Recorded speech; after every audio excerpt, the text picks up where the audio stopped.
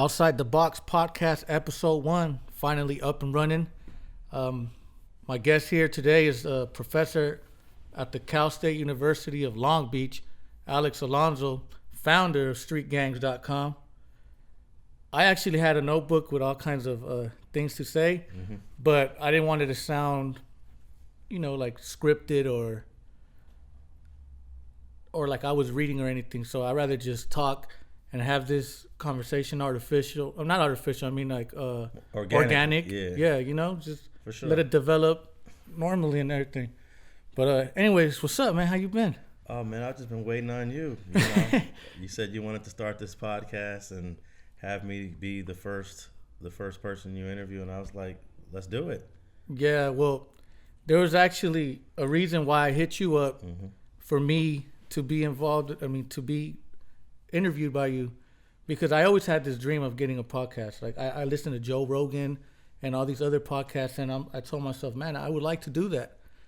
But if I was to start one today, how am I going to get my name out there? I can't just start it and just the few people I know in the streets are going to listen to me. I'm only going to have like 20 views. So I'm like, all right. You used me, man. I used you. So I'm like, okay, I know then I'm authentic, so if I get on his channel, I'm gonna try to get at least 20K, 30K of his viewers. And people are telling me like, did he pay you for that interview? I'm like, nah, he didn't pay me. I never pay for interviews, by the way. I've never paid a dime, a dollar, a single cent for doing interviews, because you want the interview to be natural and organic too. You don't want an interview to be influenced by money. Exactly. So, but yeah, and a lot of people use me for that same reason. They use the platform because they want to get their name out there. So it's not really a big deal. Yeah, for different reasons. For different reasons. There's people that do music. There's others that, like I seen that other guy that was trying to promote like Bloods and Crips to stop beefing. His T-shirt. Yeah, it's all strategy. There's a brother from Inglewood advertising that was promoting his tattooing. Exactly. It's all good because I want to give that platform to people that want to take their lives to the next level, because it's more than to gang members than just being in the gang. Exactly. There's talent, there's skills, there's dreams, there's desires. And with the internet the way it is right now, what better way to give people an outlet to tell their stories? And that's the reason for this podcast, because in the hood you don't really got too many you don't got too many routes to express those feelings. So with this podcast is you thinking outside the box. I want to trigger that drive for you to think outside the box and take it to the next step. Feel Definitely. me? Oh, absolutely. And I love it when someone has a plan, an idea, or a strategy that's not rap. Yeah. Because I think we got too many dudes out here that want to be rappers. Oh, don't get me wrong. I used to try to rap too. And you know what? The way I string words together when I rhyme, they're pretty dope. Like, I know I'm talented, but the thing is, in order to become successful in rap, it has to be a full-time job. And I can't do that. But even the podcast, to be successful at this, you're going to have to put in some time and hours. Yeah, but this is more research. Me. I don't really like to put my face out there and actually have people listening to me rap. Like, I hate when people look at me like, oh, you rap? Let me hear, bust a flow. Like, dude, no, I'm not going to bust a flow for you. I'm not going to just rap out of nowhere for you. Like, I just don't like that attention. But for all those people that are out there, like, expressing themselves through music, I think that's dope. And if they actually become successful in it, that's because they're actually putting 100% effort into succeeding, and there's a lot of people out there that are doing it. And respect to those. Definitely. I mean, like Kendrick started at the bottom, and look at him now. Yeah. Grammy winner. Yeah, exactly. But I do think there's to a certain degree that too many people think rap is their way out of whatever condition they're in. There are other things to do, because there's a lot of garbage rap out there too, and there's a lot of people that are never going to take it to the next level. Like, bro, you're rapping. not that good, man. But podcasts or being an artist, or there's just so many things to do. Get a camera and become a director or producer or write. We need writers. Have you noticed all the hood stories that are on television right now? Yeah. Those all need writers. Yeah. Write you a hood story. I could come up with so much. Exactly. But you know, we got a lot of people that see rap and it's like, ooh, that's something that I can just do immediately. And some people blow up. It's either that or sports. Yeah, same thing. A lot of people. But there's more. That's what we're trying to say. Yeah, there's more to do, and I think this is a great idea, outside the box podcast, and I think you're gonna get a lot of people that are gonna want to holler at you. Well, I'm already getting a lot of support. I got a lot of emails from people trying to help and contribute to my cause because they know it's a good cause, right? I think people were just inspired by part 2 of your interview, of more so course. than part 1. Yeah. And I don't know, you know, it's really difficult to gauge how successful an interview is going to be. I really thought part 1 was amazing. Yeah, I liked it too. But then I saw part 2. We were sitting here with my editor, Raphael, and I was like, ooh, part 2 is really dope. I didn't know it was going to grow as big as it's grown over the last, month or 3 weeks or a month. I think it has the most views out of like your last 25 videos or something. Yeah, it's definitely done some very good numbers. And you know why? I think this is the reason why. It's because... You thought about this? No, I didn't think about it. Like I said, I'm authentic. It's just everyone else sounds the same. I mean, I could sit up here and just brag about my neighborhood. You know, like, you know, Lennox 13. I'm going to tell you how much we loiter in the streets. I could tell you how much murders we put in. I mean, drug sales and extortions and all that. But I was different. I didn't speak on behalf of Lennox 13. I speak on the behalf of myself, my own struggles and tribulations, feel me? And I think that's what caught people because I wasn't trying to sound tough. You know, I was just being me. And a lot of people, I've seen a lot of comments, you know, oh, this guy's soft. Woo, he a PC. Shut the fuck up. You're going to get that every time. Shut the fuck up, dude. Why are you judging me just because I'm doing this? You know, they say, oh, real G's don't get on the mic. So what about rappers? They can't get on the mic? Well, as long as I'm not telling people murders, mentioning names, crimes, all of that, then I'm good, you know? Like, so that's why I know I'm okay. I got homies in prison that be calling me like, hey, Georgie, that's what's up. Keep doing your thing. Definitely. I mean, and if you notice on the interview that I did with you, I talk about juvenile hall, camp, YA, some stuff about the county. But when you started asking me questions about prison, I pumped my brakes. I was like, okay, I can't mention too much about prison because that's not how we get down. Mm-hmm. I mean, anything else is all, I mean, I'll talk about it. But when it comes to that, I mean, there's certain limits that I could go to. But for those that don't know, shut the fuck up. All right? Well, I think the interview did well because, I mean, you were just as real and authentic in part 1, but part 2 definitely outviewed part 1. So I think that some of it was the subject matter. Yeah, it was the subject matter because the first one was just my struggles, but the second one was involving all kinds of races, you know? I think, I think that actually blew it up. Your conversation about the black-brown relations. That's because both viewers were actually watching it. Yeah, because it's not, there's not one way that Mexicans and blacks interact. Yeah. And Boyle Heights is different. East LA is different. The Valley's different. Inglewood, Lenox, Hawthorne is different. And I think people were fascinated by that, especially people that aren't in California. Yeah. So I think that's it's because they looked at essays as that typical stereotype. Yeah. I mean, and we're not all like that. Look at me. I got a small ass shirt. But I feel like I'm being myself like this. And there's a lot of us that are ourselves. You know, we don't all have to follow that image. You know, don't get me wrong. When I was young, I used to think that was cool. I wear Cortezes and shave my head and all that. But then after a while, I'm like, man, I look just like him and him and him. We all look like idiots.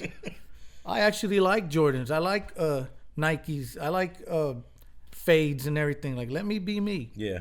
Also, we talked about the N-word. Oh, and that's always an explosive topic. It is. And even though we only talked about, the interview was like 12 minutes long? Yeah. 11 minutes long? We talked about the N-word for like 2 minutes? Yeah. And I think that put the interview on another level too. I think so. Yeah.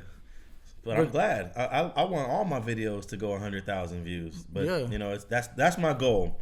Every time I do an interview, I try to figure out how can I make this guy interesting when we're editing it so it goes 100,000 views, and that's not easy to do. It's not. No. Well, it all depends on the subjects. Like I said, if you're just right there bragging, I mean, we all heard that before. Mm-hmm. It gets tiring. Like, you got to come out with a breath of fresh air. And at some point, people are going to say, when are you going to do George Part 2? Oh, I'll do it. And then, yeah. You want more of me? I usually wait about a year. I did Bosco twice. I did Bosco in 2013 and then did him again in 2017. And Bosco always does big numbers because he's all over Instagram. Oh, yeah. Doing those videos where he's clowning people, and for whatever reason, people they love to hate him, and they love to love him. Yeah. So that's another thing. You're gonna get a lot of hate. Oh, I got a lot of hate. Yeah, and I did. That's just part of it. But it all depends how you handle it. Like, like I said, people saying I'm a PC and all that. Like, I'm good, homie. Like, I'm straight. But then there's like other people from my own neighborhood, because I don't have social media. I don't have a Facebook or Instagram or none of that. But people would send me screenshots of like young dudes and like dumbass bitches that think they're from Lenox, but when it comes to stats, I'm all the way over here. I mean, jail wise, everything. Like, if you my name ring bells. If you look at the comments, a lot of people are like, oh yeah, I was locked up with him. Yeah, you got a lot of positive comments. Yeah, and they say you're a real one. Yeah, but see, all the ones that are barely getting into the hood, or they're still ignorant and dumb, they're like, oh man, that's stupid, that's sucker shit. Like, why are they doing that? Why is he doing that? And then that screenshot they sent me was one of my homies that I grew up with. Like, I was real close to him. So when I seen it, I'm like, what the fuck? Like, and then he's in prison right now, but you know how everybody in prison, they have phones and everything now. Yeah, they see everything. Yeah, I end up getting his number, and I'm like, what's up? He's like, oh, what's up, my boy? Woo-dee, woo, woo, woo. I'm like, man, why you giving me that tone? I seen that comment you wrote. He's like, oh, yeah, my boy. Like, I ain't gonna lie. At first, when I seen that video, I was kind of butthurt. But then I listened to it, and you're not saying anything stupid. And you even said, like, if you're at a bar and you get hit up, like, you still from Lenox. Like, I'm from Lenox 13. I mean, it's just, I'm trying to think outside the box and live life like, not in the hood. I don't want my kids in the hood. But what I was saying is, he's like, look, when I get out, that's what I want to do, man. Like, fuck the homies. When I get out, I got 2 kids to look out for. And so he pretty much switched it all up. Yeah, he toned it down. Yeah. And it's not because he was scared of me or anything. It's just he thought about it. And if you're mature, that's the right route to take, right? A lot of these guys are actually going to be inspired by you. Yeah. Oh, and that's what I'm saying. My other homie, straight rider, put in so much work, been to prison. Everyone in prison knows his name. He got out. He actually came to a party that my brother-in-law threw, and he was there and he seen me. He's like, hey, George, like, I seen your video, and honestly, that's how I feel, man. Like, but I don't have the balls to tell anybody else because they're going to think I'm weak. But you, since you opened the door, like, you out of all people, like, you, I mean, because I'm a real one, feel me? So it's like, since you opened that door, like, I feel comfortable now, and thank you. Like, I'm going to stay out this time. I'm gonna just be here for my daughter. And actually, right now, he's doing great. I mean, yeah, he be in the hood here and there, but then he tells me, like, man, I can't relate to nobody out here. All these young dudes are whack. They're not. They just don't make them like how we were raised, And you're gonna inspire people that you're not even ever gonna meet. Exactly. There's everyone's in prison with a cell phone watching what you're doing and saying, wow, that's what I want to do when I get out. Yeah, people that you don't even know. You're not a bitch if you just want to do good. I mean, do good. Who cares? As long as you ain't snitching, you ain't being a PC, then who cares, And that's another thing. Like, I want to interview all kinds of different gang members that are doing something else, but I'm still real, Like, I'm not gonna, like, cause I get all kinds of emails. There's just people that was like, I used to gangbang, but I dropped out because I went to jail and I was scared to do the time. So I told on my friend, but I respect what you're doing, but that's not the people I'm trying to target. Like, you are a weenie, dude. Like, you snitched. Like, I'm still part of that, Like, I know it sounds negative and ignorant, but that's how I grew up, and that's never gonna change. If you a snitch, you a snitch. Fuck you. But I just want to interview real ones. So you heard about me. I told you my story already. Yeah. I want to know your story. Alex Alonso, now that you're on this side of the camera, like, what made you get interest in the gang culture? Like, were you a former gang member? Do you have family that gang bang? Like, what is it that just gives you such interest into our culture? Well, you know, I grew up in New York and LA, and in both places there were gangs around me all the time. Yeah. In fact, my father and my uncle used to run what they would call clubs back in the day. Okay. In the 50s and 60s, and then in the 70s they had gangs where I was living at, and then when I moved to LA in the 80s, they were everywhere. So it was just an interest that I've always had since I was a kid. And then my dad and my uncle would always, you know, have this street persona. You know, they would definitely handle things the way people did in the streets. So that was just the way I came up. My dad was very street oriented, but then he ended up going to the military. Now this is all before I was born. He went into the military, had a family, but he still always had that street mentality, just like his brothers did. So, you know, it was kind of in me since I was born. Yeah. And when you came to LA, what streets did you come to? I lived in the West Adams area of LA, which would be 40s? No, that would be more by USC. So like Adams, Harpies, yeah, exactly. In fact, I was just talking to Conejo a Okay. couple days ago because Yeah. he's fresh out. Yeah. He's fresh out of a case that he just pled to. I know all those people since I was young. You know, I grew up right over there. So like we're talking about Washington, we're talking about Adams, we're talking about Normandy, Vermont, and then they have the Rolling 20s Bloods, they have the Fruitown Brims, and they have the Harpies, and then the Drifters. Okay. There's 23. So that's like the borderline of West LA, South Central. Kinda, yeah. Yeah. It's like the gateway to South LA, I say. You know, it's right there. Anything that's south of the 10 freeway is considered like South LA. So I know a lot of people from Harpies. They're old neighborhood, been around a long time. Smiley from Harpies, if you're listening to this, what's up? So yeah, I grew up around that. I went to the various high schools in the area, and then I ended up going to USC, which is right there, right on Vermont. Yeah. And then so then by the time you're already a teenager, all that gang activity was around you, right? Like all these different neighborhoods. How did you start learning about all the LA street gangs? I think I learned about every LA street gang in the 7th grade because I was already here. That's right around the time I came to LA. I came right before the 7th grade. Went to middle school. When I got to middle school, it was people from everywhere. I met guys from MS-13, Playboys, Mansfield Gangster Crip. Because back then, gangbanging was more the thing to do. It was so active at this middle school that I was going to. Now, if you go to this same middle school now, there are no gangs. Soft. It's no gangs at all. They cleaned it up. But when I went there, it was gang banging every day, and then there was fights that you would have off campus. None of that stuff exists anymore. I was just talking to the people at that school now, and they said, yeah, we heard about how it used to be in the 80s. Yeah. But I mean, I think it's a good thing. You said it's soft. I think it's just maybe we evolved. We don't have to be so aggressive. Yeah, maybe I should not say soft because for all those kids that are going to that school, you know, they'll have a bright future now. Man, without getting caught up in that life. They didn't have to deal with.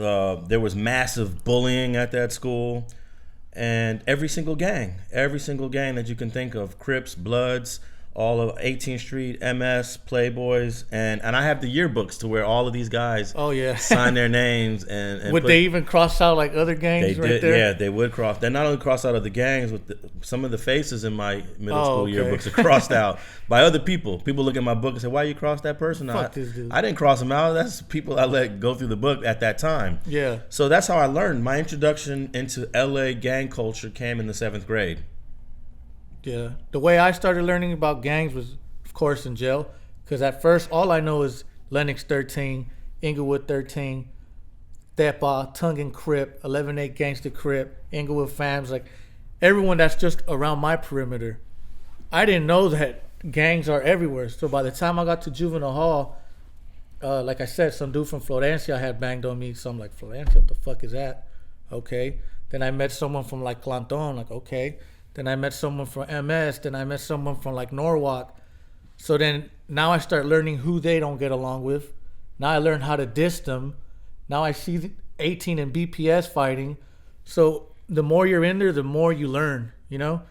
And then you could even tell when some shit's gonna go down, like, hey, where's he from? Oh, you from 18? Ooh, there's a BPS right here. Ooh, we about to see a fight. You know, that's just how it was in there. And but that's the way I learned about gangbanging. And now, since me and my girlfriend were looking for a place to stay, because I don't want my kids growing up in Lenox, because Lenox is not the place to raise your kids. There's graffiti everywhere. Gang violence is still active. The middle schools and elementaries are bullshit. By the time I was in middle school, I was already smoking, drinking, saying fuck Inglewood. And I don't want my kid to grow up like that, you know? So everywhere that we're looking, my girl will be like, well, what about here? What about Whittier? I'm like, no, there's gangs there. What about this? What about San Pedro? I'm like, there's gangs there too. It's just, if you really want to get away from all the drama, I don't know, man. Like, I don't know what to say because it's everywhere. Yeah, I mean, you'd have to live in a place that is like super expensive. Yeah. Rent is sky or high. Even Victorville, all that. It's cheap, but there's just no jobs out there.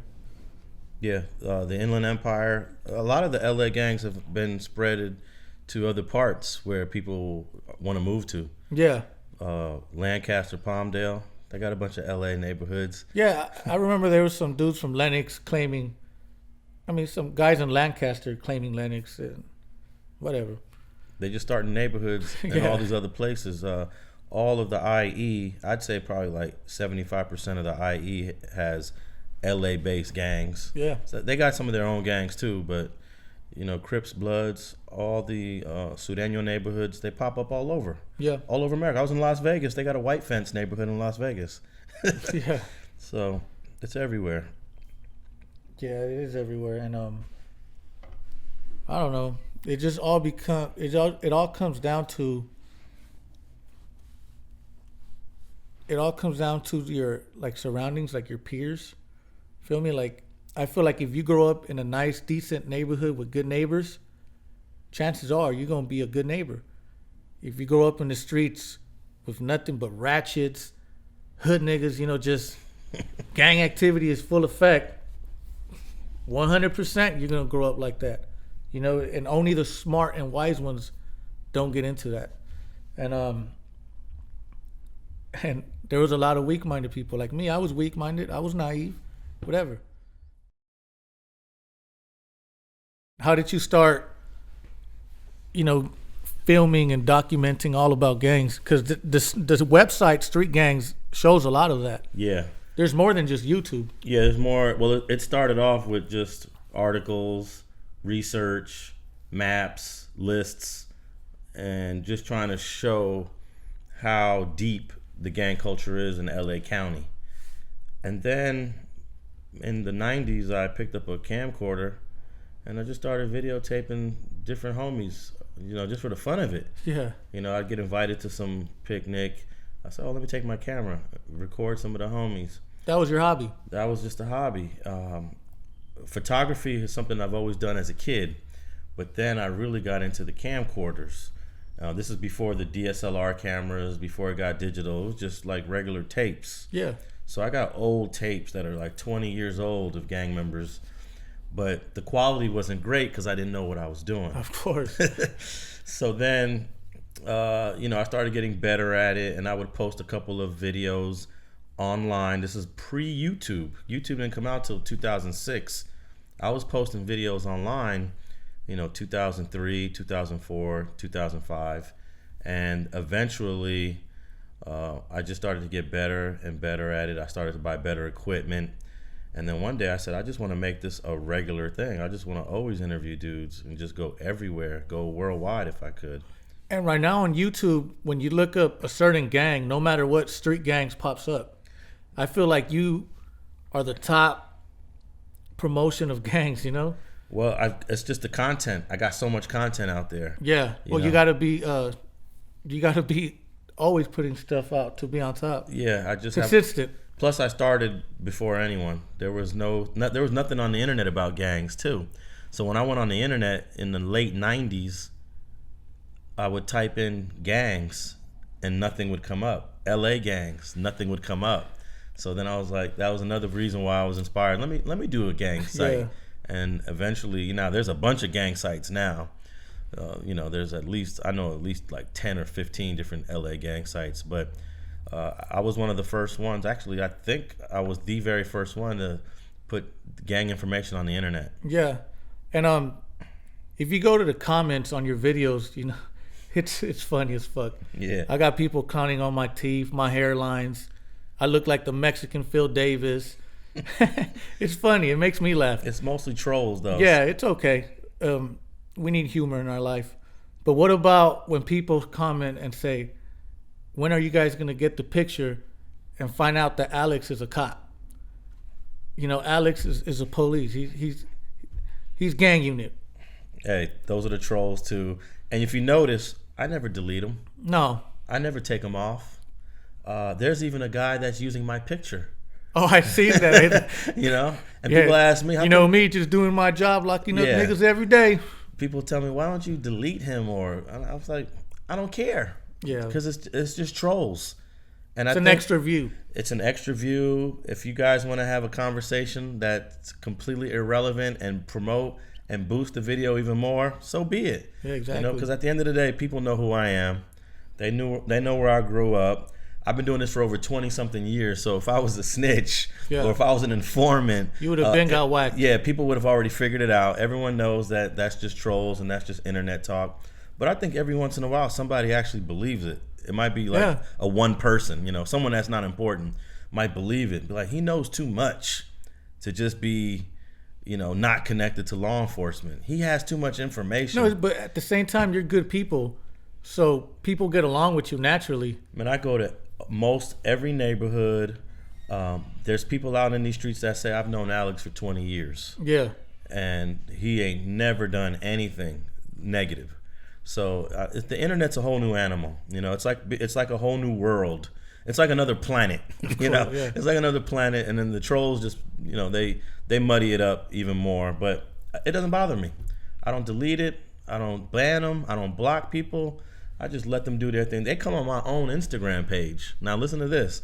Now your own Instagram page is really kind of personal, or your own Facebook page, and they say the same things, and I just let it go. In fact, my kids make a joke about some of the trolls that are using my picture, and they laugh about it. So it's not a big deal. I don't care. And I think most smart people who watch the channel know that these people are trolls and they're not to be believed. Of course. Yeah.